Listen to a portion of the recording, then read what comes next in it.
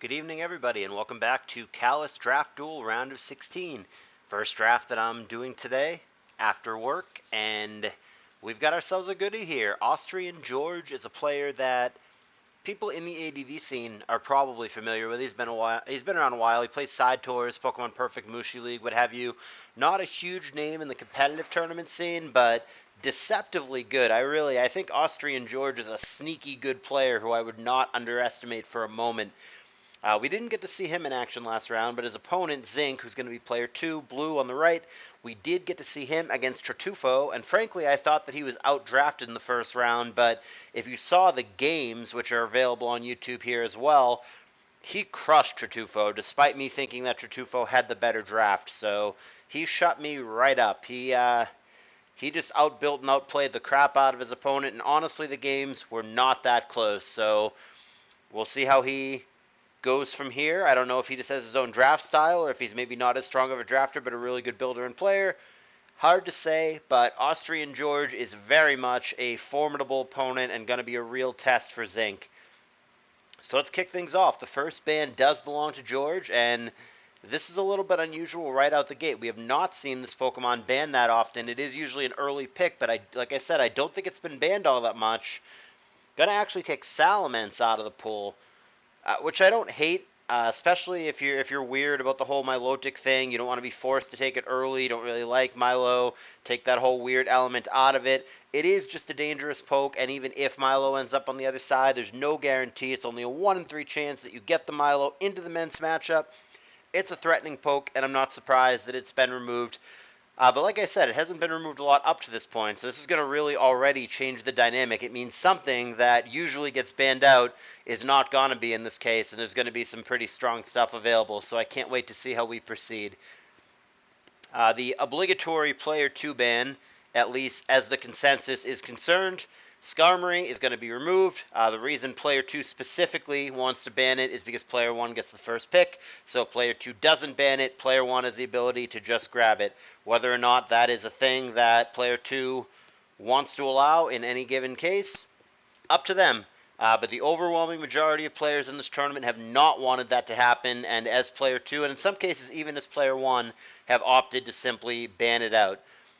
George with another, again, this is a strong poke, this is a top 10 poke, but it is not usually banned. It has not been banned very often. Going to take Celebi out of the pool, so like I said, no matter what happens here, there's going to be some power available early on that is not normally there, so I expect banger picks for the first several rounds for both of these guys.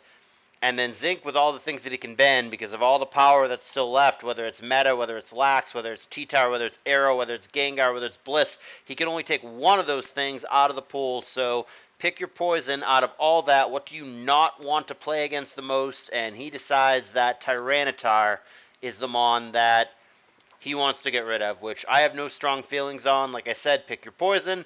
Obviously, by removing that as opposed to the other things, you are willing to let the opponent have the other things.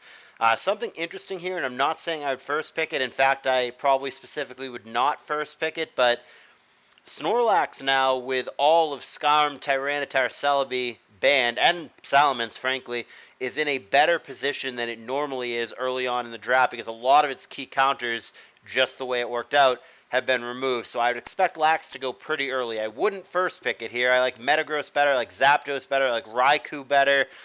But Lax is available and will probably go early and is going to be better than it usually is. That being said, there's still a million janky Leech Seeders and Fighters or whatever you, so I don't think it's invincible.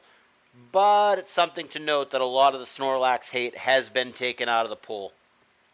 But that being said, an unsurprising pick. Probably it was really only ever between Metagross and Zapdos here, and I can't fault them at all for Meta. I think it's been the most common first pick in this tournament so far. It's also even been banned a few times. Can't go too far wrong. Really, really solid. This response, Zapdos is the other really common first pick, so I get why he would do that as well. Like I said, Meta or Zapdos I think are very fine, arguable, comparable first picks here. They function very differently, but I think either one, it would be very hard to fault or criticize. But of note, as opposed to taking Raikou, Arrow, Blissey, Gengar, things that don't often make it through bans, he's just going to take the Snorlax right now, which like I said, I don't know if that's just he thinks it's the strongest thing out of what's available, or if it is specifically noting what's already been banned out and being like, hey, this is probably even better than it usually is.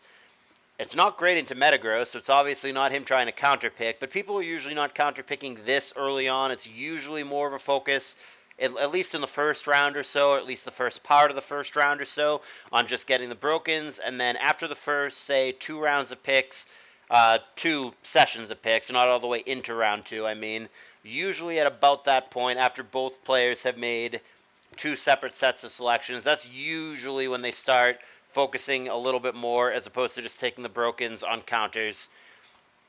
So yeah, Lax is taken here, not surprised. And then Real Power taken here as well. George has got to be very happy. Can't go too far wrong with Raikou plus Arrow. It also, the fact that it's Raikou plus 2, obviously very physical mons. Meta can be mixed, but it's better physically. 2 physical mons plus Raikou. Zinc could take Blissey here, but I don't know. It doesn't. I mean, you do take 2 of the best special walls in Lax and Blissey out of the pool and make it harder for George to get good ones, but I don't know. Is Blissey that appealing against a dude who's got Metagross Aerodactyl? I would almost be more inclined to go like double water, go like Swampert Gar, or go like Swampert Starmie or something to that effect here. Swampert, I think he should definitely pick given the meta and the arrow on the other side, but it's interesting what he could do. He could go Swampert Blissey here as a response, but like I said, Blissey doesn't seem amazing into this start that George has, and also Blissey doesn't seem like it super walls the crap out of what Zinc has started with either, so I don't think Zinc is actively afraid if his opponent takes Blissey here either. So I actually don't think he's going to take it. I could see, like I said, like Swampert Gengar or Swampert Starmie I think would be appropriate responses, but looking ahead now, he's going to do it a different way. So Swampert, like I said, I think is like an obligatory pick. I don't know how staring down Meta Arrow you don't take Swampert here. You kind of have to, but he's actually going to take Dugtrio here, and I can understand why he's doing that with the Meta and the Raikou on the other side, and maybe I'm just a biased, salty old man, but I just don't think Dugtrio is that damn good. Maybe I'm underrating it, and it certainly is better when you have Zapdos. It's obviously the combo that you want, the Zap-Dug combo. Yeah, it's good against Meta, it's good against Raikou, and I still don't think that Pokemon is that damn good. If it were me, I would have taken Gengar or Starmie there rather than Dugtrio, and maybe that would have been the wrong decision. I just don't think that Mon is that damn good. I think most of the time, opposing teams have 1, maybe 2 at most things that Dugtrio truly picks off, and I think even when it picks something off, it is so exploitable. It comes in, it Earthquakes something, and then Charizard comes in and clicks Substitute for free. Stuff like that. Dragonite comes in, clicks Substitute for free. You get really, really punished the vast majority of the time that Dugtrio Revenge kills anything, so it's a twofold problem.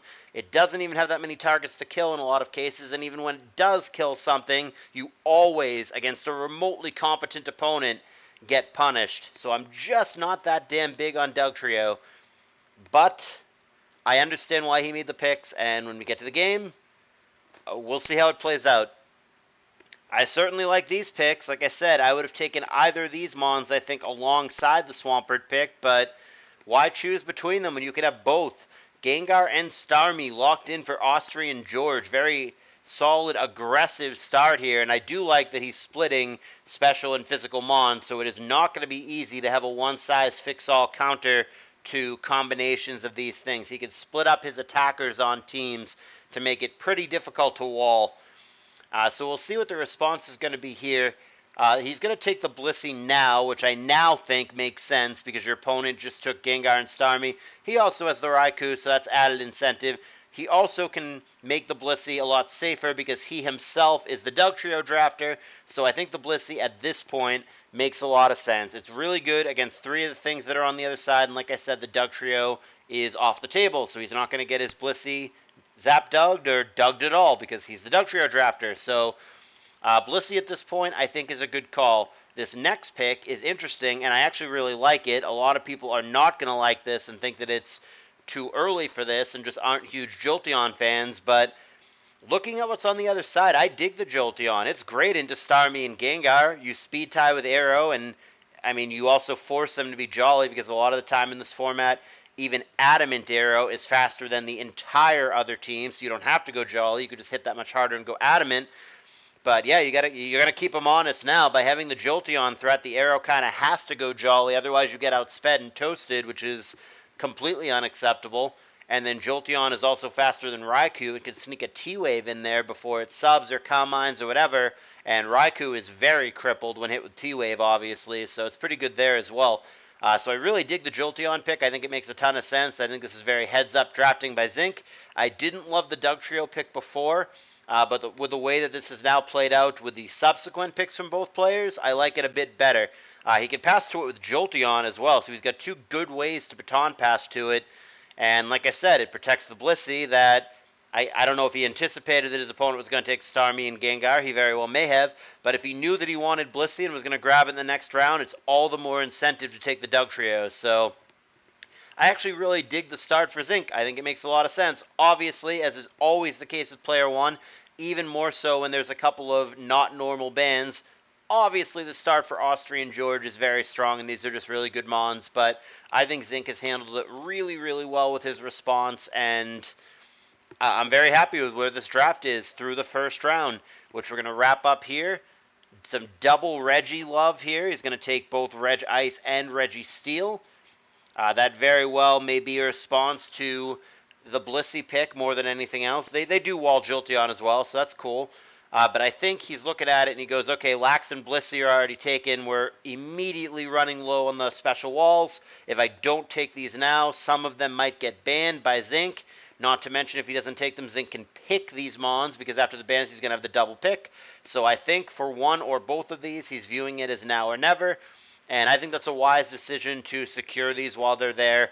I don't think it's unrealistic whatsoever that these get snatched. So if he wants to make sure he's got special walls, great double pick here. Now he does. So 2 special walls per player. Of note, no spikers taken for either guy. A lot of the time, Fori has been taken in these early rounds. Certainly, if it survives bans, it'll be a big priority pick, I think, early in round 2. And then, of course, Cloyster and other spikers are still floating as well. Claydol's out there too, but the spinner is not as valuable unless there are spikers on the other side, which currently there are not. But certainly Claydol could have value against a double electric drafter such as the Zapdos Jolteon here. And honestly, it's not that bad against George either with the Raikou Aerodactyl Gengar. So we'll see where Claydol goes if it ends up going anywhere. But let's get into the bans. So it's going to be Zinc starting us out with the bans. He's just going to go for a generic ban. I don't think this is anything particularly targeted. It may be, at least partially, because of what I said earlier with the Dugtrio, where basically anything with flying or levitate, especially anything that's hard or hits hard or has a diverse move pool, it's a big threat because every time Dugtrio revenge kills, D-Knight comes in, subs up. That's really hard to deal with. You can lose the game when that happens. And it's just one of the overall generic most powerful Pokemon remaining, even if it isn't specifically targeted. The other thing, too, with the 2 normal Mons, and also these Mons that have special weaknesses or whatever, you can really customize the Dragonite. It can learn Focus Punch and special moves and be good at both. So I can see why he could view that as a threat to his team. So between it being generically powerful, which it absolutely is, and possibly being good against some of the stuff that he's got early on, I have no issue with the Dragonite ban whatsoever. George here, possibly fearing that his opponent would just take it given the opportunity, which he might be right, by the way. I would not be surprised at all to see Zinc take Fori immediately in round 2 had it survived through the bans. Is just going to get rid of it here.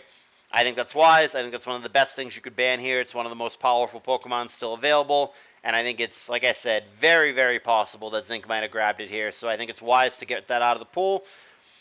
This ban is interesting. I'm surprised he doesn't want to pick this Pokemon. So he's going to remove Steelix, which I get because it's good against his double electric.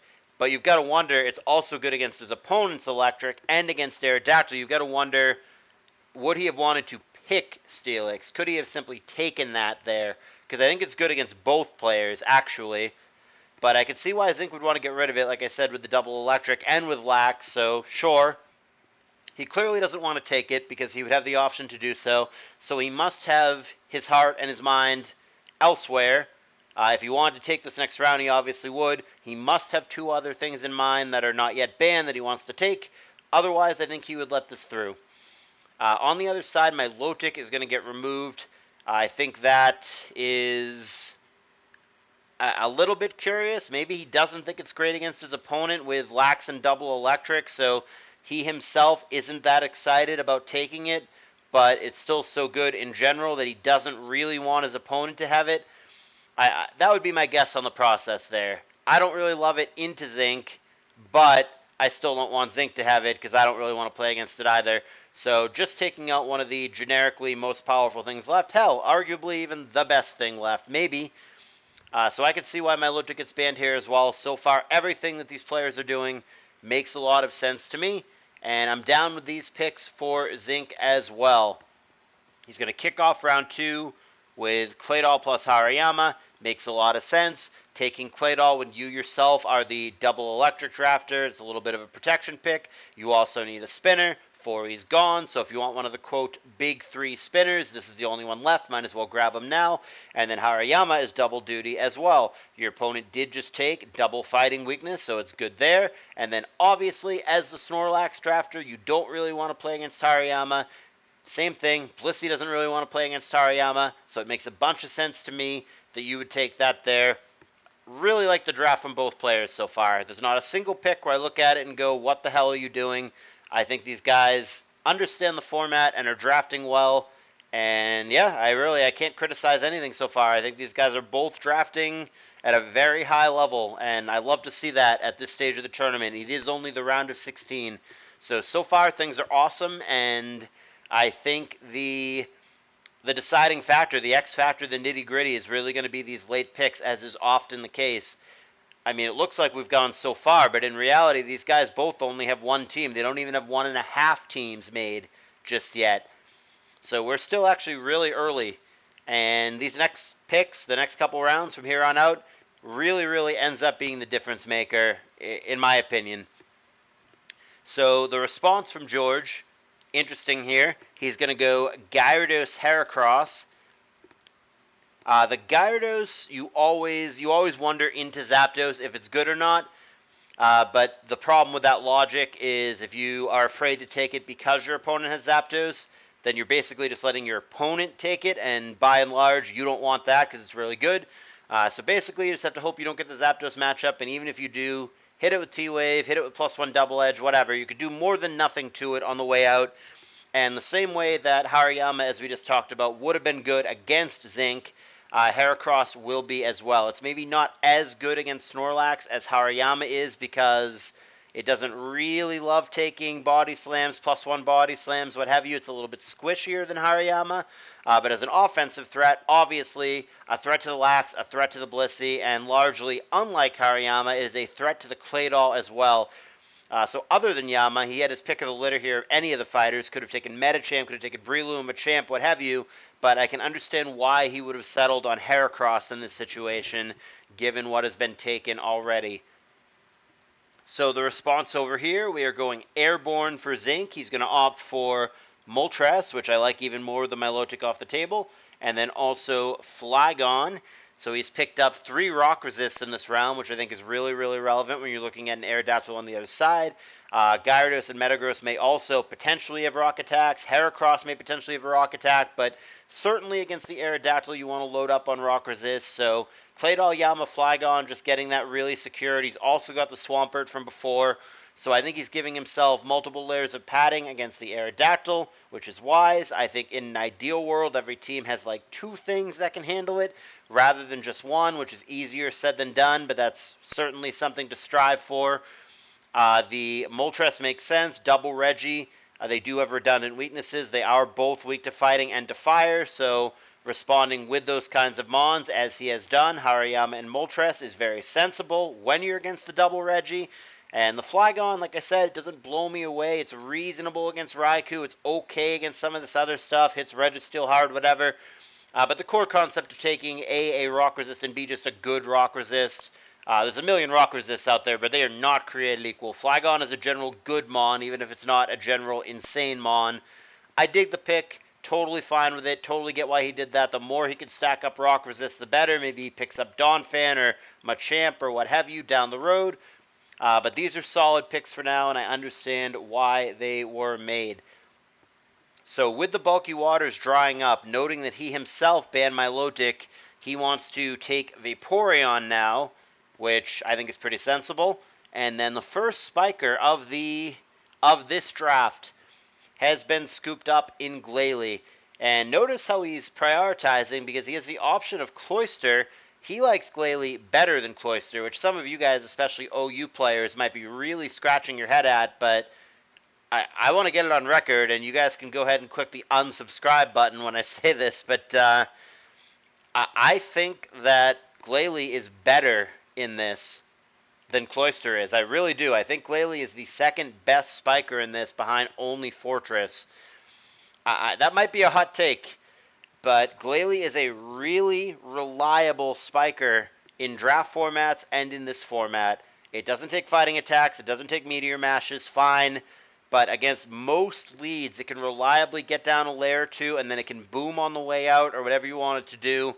It has decent stats. It's relatively fast as far as spikers are concerned. And like I said, it takes neutral hits better than you would think that it does, believe it or not. Especially on the special end, it can really take any kind of Bolt Beam pretty well. It can take Surfs pretty well.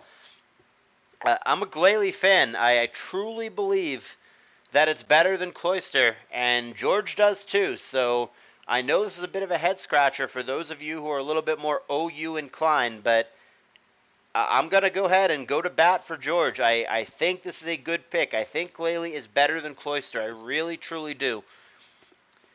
So here is Vaporeon as well. Like I said, he banned out Milotic, and he doesn't want to be high and dry with no bulky waters.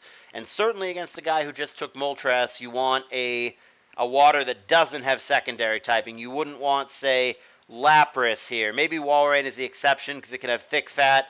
But things like that have additional typing that might not be so good against a fire type. You just want a pure water. And here is Vaporeon as a bit of an answer to that. And also just so he has a general bulky water as they are starting to thin out. We do still have, of course, Slowbro. Some people have even taken Slowking, which is interesting. Blastoise has gotten some love in this tournament, so they're not gone. But in my opinion, Vaporeon is the best one out of those remaining. So the counter on the other end from Zinc, I find this interesting. He's going to go for Sceptile and then also for Dusclops. I'm not clear because Dusclops, the primary role is to defend your spikes, but Zinc himself has no spiker right now. I don't know if any amount of that is just not wanting his opponent to take it. I also don't know if Zinc is just, by doing this, telegraphing that he intends to take a spiker later on. I don't know what else it would do. I mean, it is a reasonable response to, like, Gengar and Starmie, so maybe he is just playing it straight up but is not using it for its spikes protection purposes.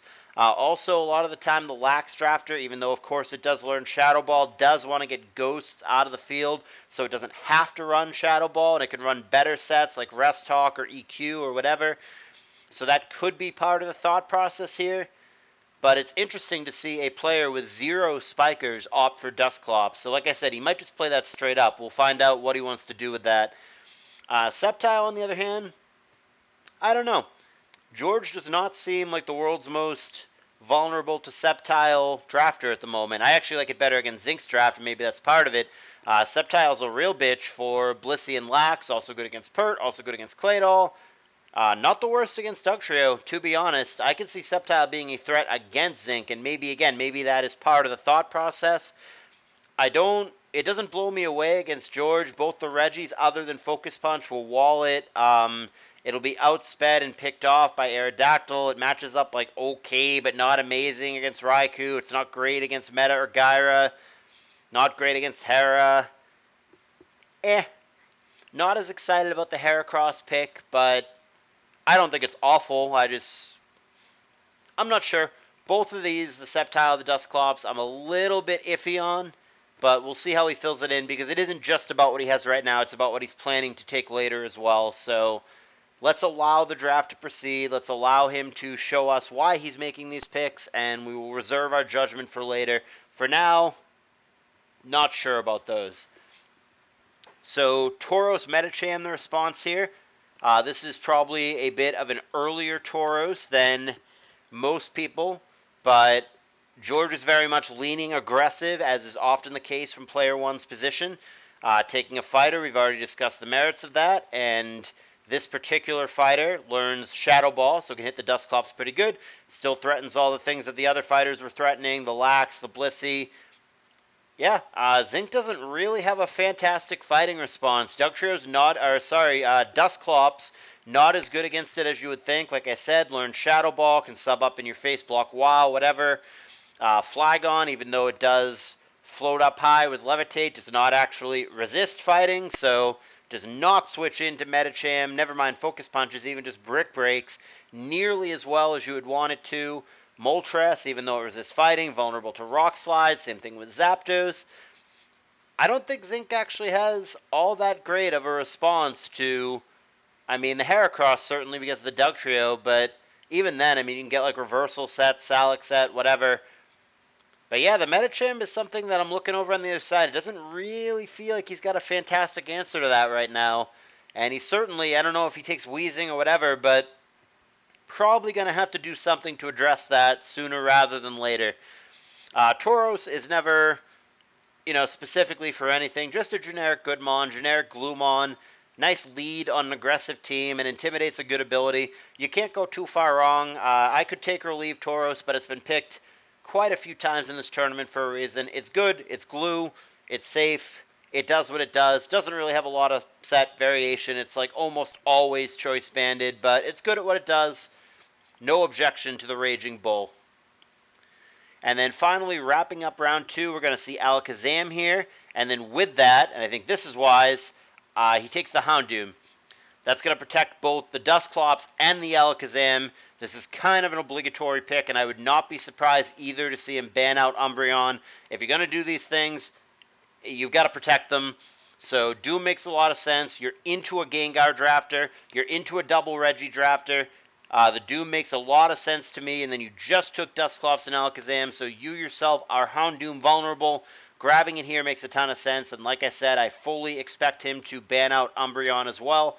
So a little bit of a sneaky move for Zinc to save this till the very end of the round where his opponent does not have adequate time to respond to it. George is sitting here like, okay, I want to grab Umbreon, but like I said, I don't think he's going to get the opportunity to do so.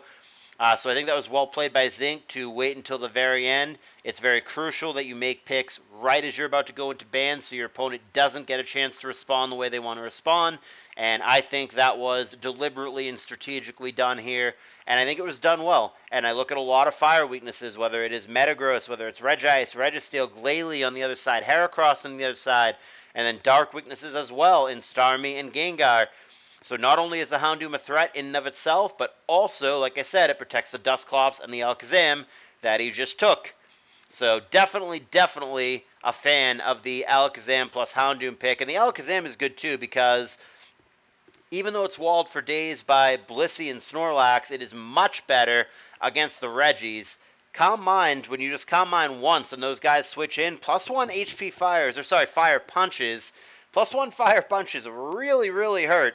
He's not fucking around. It chunks the shit out of Regice and Registeel. So I think the Zam against Reggies as walls in particular, more so than it would be against the Lax and the Blissey, pretty good. And we'll see if he maybe bans out Chansey as well to really let the Doom and the Alakazam go wild.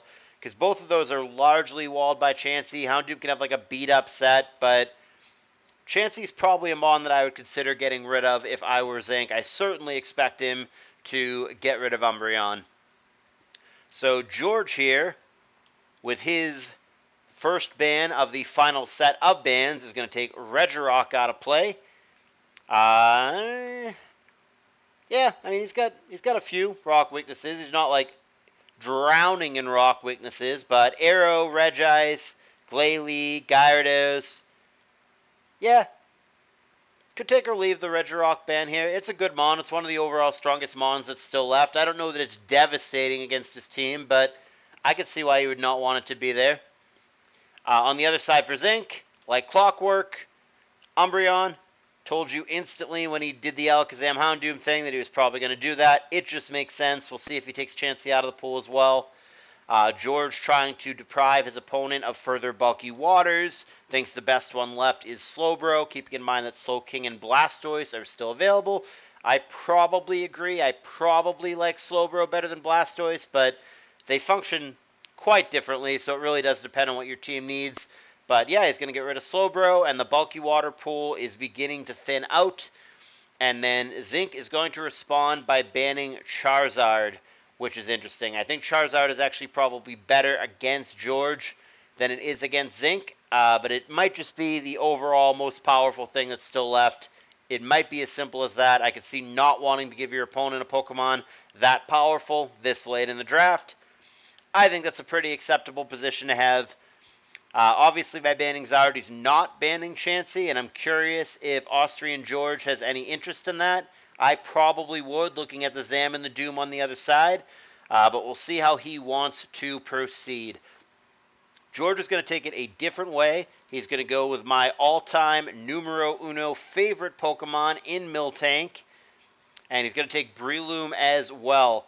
I like Miltank in this format against Firemons, so against Moltres and Houndoom, that actually makes a lot of sense. Keep in mind that it does have Thick Fat, which is a very handy ability in those positions. Also, AustrianGeorge has a distinct lack of Heal Bell on his team, so Miltank is going to fill that as well. It is his first Pokemon, in fact, that can learn Heal Bell, so it's going to be a reasonable response to a couple of fire threats on the other side. It's going to add Bell, and it is just a solid generic Gloomon like the Tauros. They function very differently, but they both fall under the category of generic Gloomon. And then we've already talked about fighters. I won't repeat the same things that I already said about Heracross and Medicham, but the Breloom is just adding another layer to that, and presumably he splits those up, the Heracross, the Breloom, and the Medicham, and has one fighter per team, and therefore is going to be a threat to the Lax and the Blissey no matter what, because those Mons are also, presumably, going to be broken up onto different teams. Here comes a spice response from Zinc. I wasn't expecting either of these picks. Would not have predicted either of these. He's going to go with Scizor, and he's going to go with Quagsire. And this is the very first Quagsire appearance of the entire tournament, so really, really interesting. He's got the pick of the litter on the bulky waters that are left. He could have gone Slowking or Blastoise, but he's going to go with Swampert Jr., Quagsire doesn't do too much that Swampert doesn't do better. He does have one or two weird perks. He gets like Belly Drum and he gets Yawn or whatever. A couple things that Swampert doesn't get, but by and large, Quagsire is just an inferior pert. But for this specific context, he might be valuing the rock resist over anything that the other bulky waters do.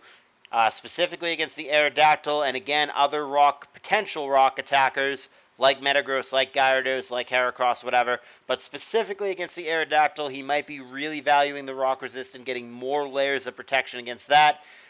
So it's interesting to see Quagsire come into the fold. Like I said, it is the first Quagsire pick of the entire tournament, but I'm happy to see that, and I think it has something of a chance to actually make the team, but we'll find out. The Scizor, I don't know. It's a threat against like Celebi and that kind of thing. Like Celebi Tar, I guess you'd want Scizor against, but I don't know on the other side what specifically he's envisioning trying to punch through. I see like Starmie. It might be as simple as it's a normal resist. That might be a response, I guess, to Tauros and Miltank, and then if you happen to have like HP Steel against Glalie and Regice or whatever, sure, but it may be as simple as taking a normal resist, which, to be fair, he is really lacking right now. He has just the Dusclops, so like Curse Miltank or certainly CB Tauros, it's actually a lot more awkward for him to switch into than he would probably like it to be. Hell, he might even pick up another normal resist somewhere down the line. I don't know what good ones are still available, but he might view this as one of the more acceptable normal resists that's still there. Certainly against the Tauros, you want that. I don't know that it's amazing against a lot of these other mons, but with the pretty egregious lack of normal resist on the side of Zinc, he may feel that this pick is necessary. So a little bit of baton pass cheese here. Going to go for Hypno and Smeargle, and that may be a bit of protecting his own pick. Having recently taken Breloom and now Smeargle, both of whom are presumably going to have Spore, you want to take out the best Insomnia man, which is Hypno. Banette also gets Insomnia, so I guess that's kind of sort of an option for Zinc if he really wants to have a response to Spore. I think Banette kind of blows, and I don't think it's been picked at all in this tournament, but it is an option. But yeah, if you're looking for a third kind of sort of special wall, I guess Hypno's your guy, and like I said, also a little bit of protection, so he can Spore freely, and Zinc can't do a whole heck of a lot about it, so it makes sense for me, if you're going to take Smeargle here, to take these two mons together, and then Smeargle may be a spiker here. It would be a potential second spiker for George, alongside Glalie, of course, and his opponent on the other side does, at the moment, only have the one spinner in Duel, so I could see why that would be appealing as well. We'll see if Zinc here feels compelled to take like Blastoise or Tentacruel or something. Feels like after that pick he needs a Rapid Spinner. And the answer is no, he does not take a Rapid Spinner here. He's instead going to opt for Espeon, which is interesting. Haven't seen a lot of that guy in this tournament. And Ludicolo, who's been picked a handful of times.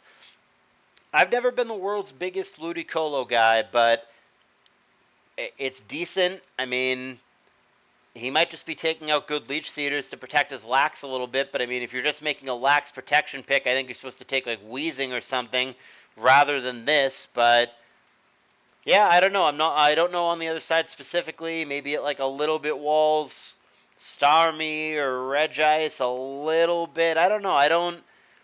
I'm not the world's biggest Ludicolo guy, like I said.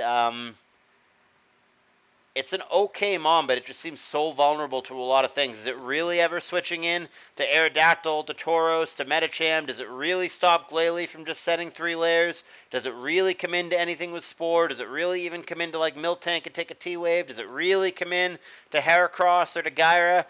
It just feels very vulnerable to me. Don't know. We'll see if he can prove me wrong, but Ludicolo isn't a mon that I personally value very highly in this, or that I would pick very often. Espeon's interesting. Don't hate that. It's got some play against the Heracross, got some play against the Medicham, got some play against the Gengar. It can be like a mini Celebi in that it can baton pass Calm Mind boosts, which any special attacker, which certainly Zinc has. Look at the Houndoom, look at the Alakazam, look at the Moltres, look at the Sceptile, look at the Double Electric. Any of those guys would be very happy to receive some Calm Mind via baton pass.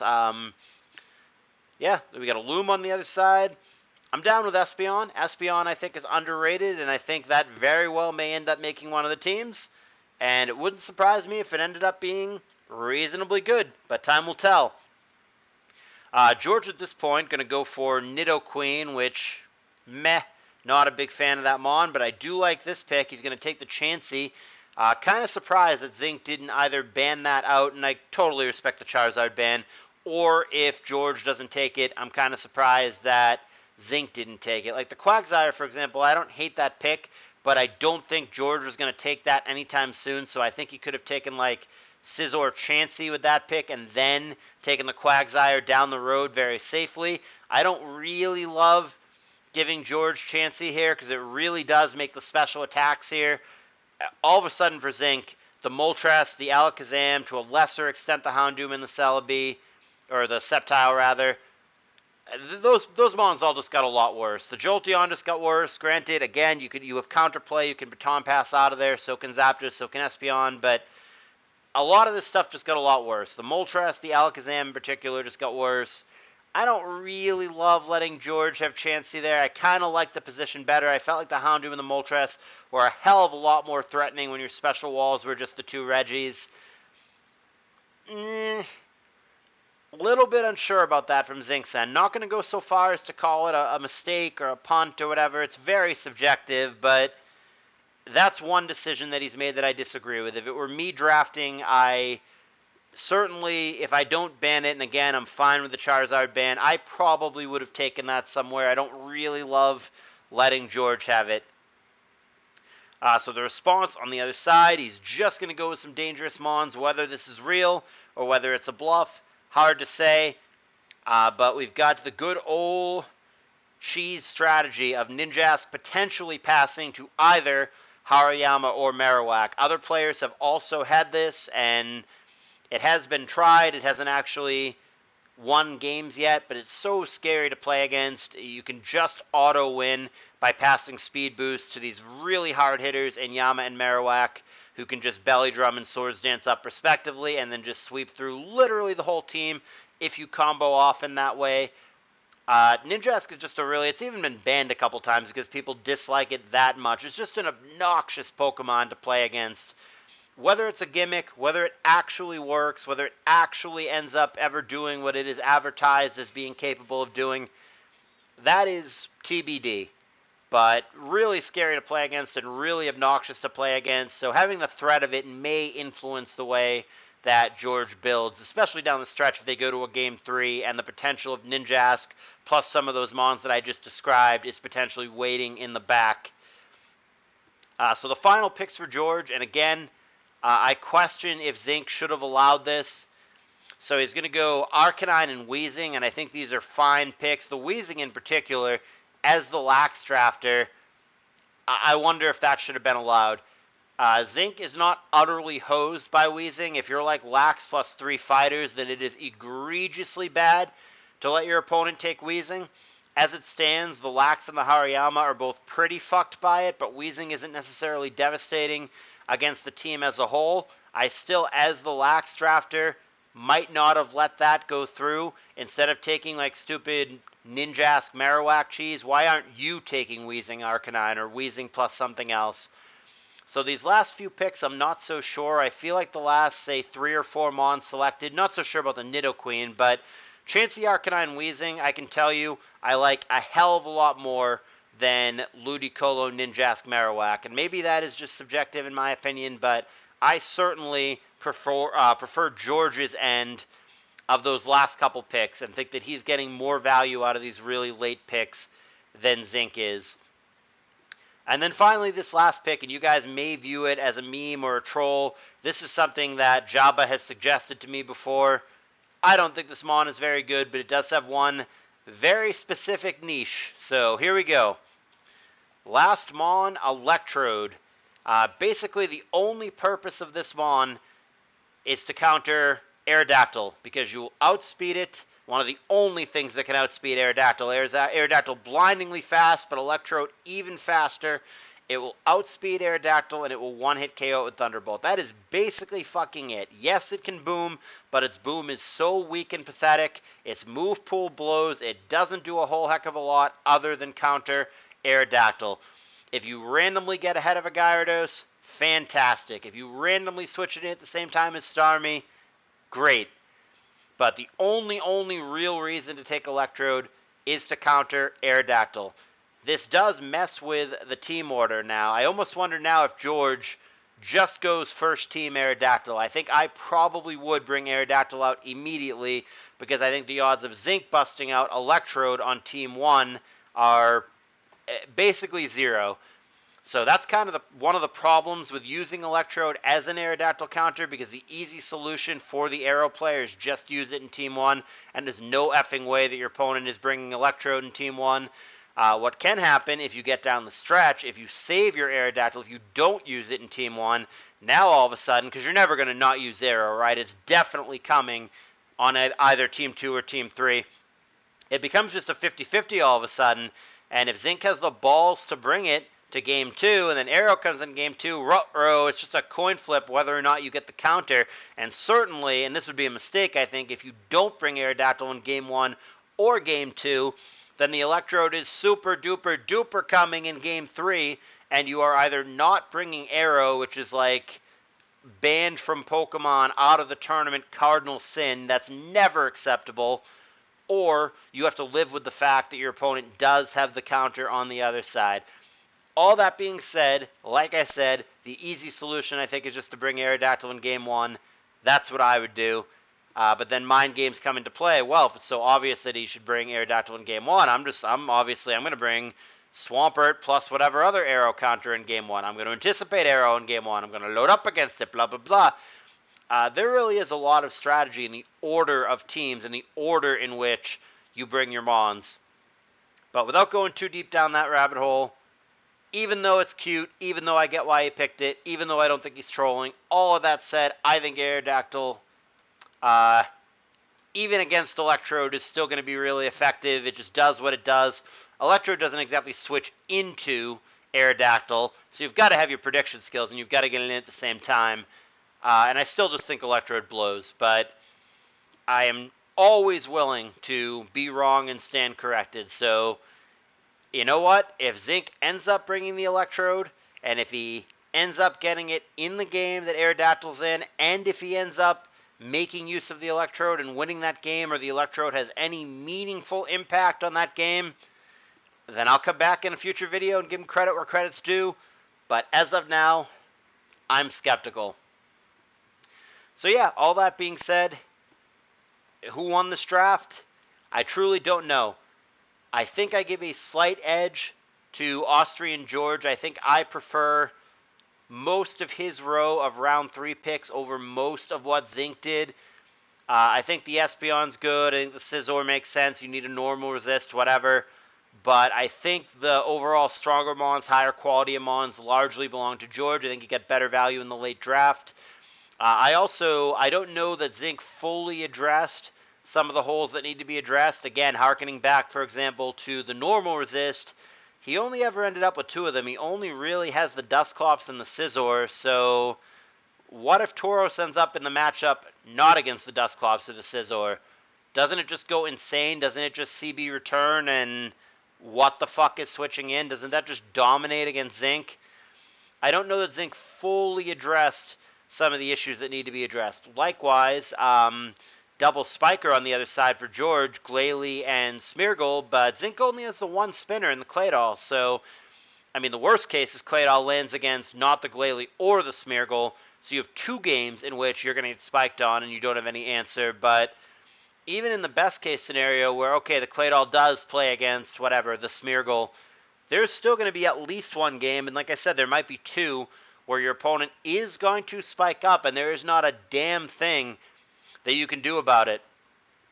So yeah, in my mind, there's a couple holes that Zinc just never patched, the spikes issue, the normal resist issue.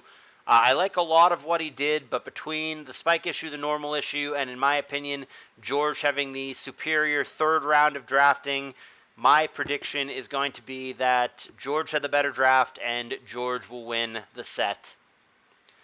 But, as always, why don't you guys let me know what you think? Just because I have that opinion doesn't mean that it's right. I've already been wrong multiple times, so why don't you guys tell me who you think won the draft? And until the next draft, I hope you guys have been enjoying the tournament. Please consider liking the video, subscribing to the channel, maybe donating to the tournament. PayPal donation link in my Discord server. Link in the description to that if you want to get involved. Like I said, thank you guys for watching, and I will see you in the next video.